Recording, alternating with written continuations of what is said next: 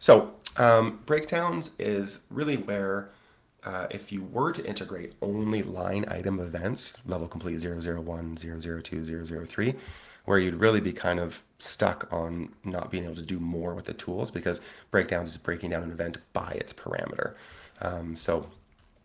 Going back to trying to analyze this, why am I churning people on tricks? I'm going to take the event trick performed, I'm going to group it or break it down by its parameter trick. But as I mentioned earlier, you can attach as many parameters as you want to your events. And many of those can be contextual, like currency balance, like what gear is equipped. So thinking to some of the games that I've played, let's say the Undead Stream game, I want to look at you know, uh, number of waves completed, but I also want to aggregate that by number of enemies, well, not necessarily number of enemies killed, but perhaps I want to group that by what weapon was equipped, how much currency are they holding, how many subquests did they complete, right? Things like that. So just some food for thought there.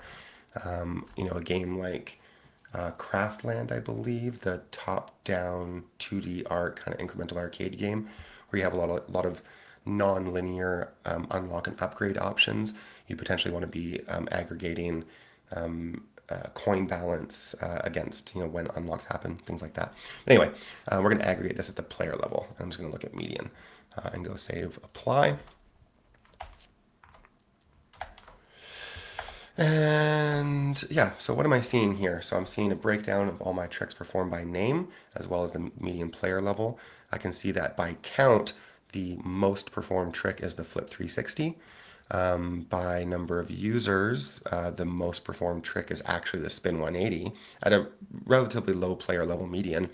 And looking at events per user, I can see once again that the flip 360 is the most performed. But the spin 180 one in particular is interesting because knowing how the game is played, and of course, one important thing that analytics has a hard time replacing is passing your game to your friend and asking them to play it and watching them play it and seeing what mistakes they make, right? And not explaining to that person how to play the game, but just making sure that you make a more intuitive version of your game.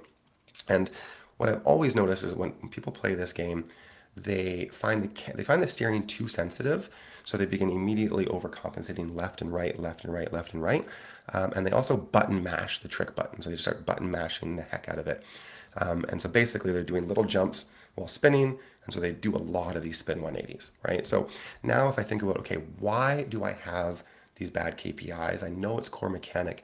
People aren't resonating with the tricks. Is this the issue, right?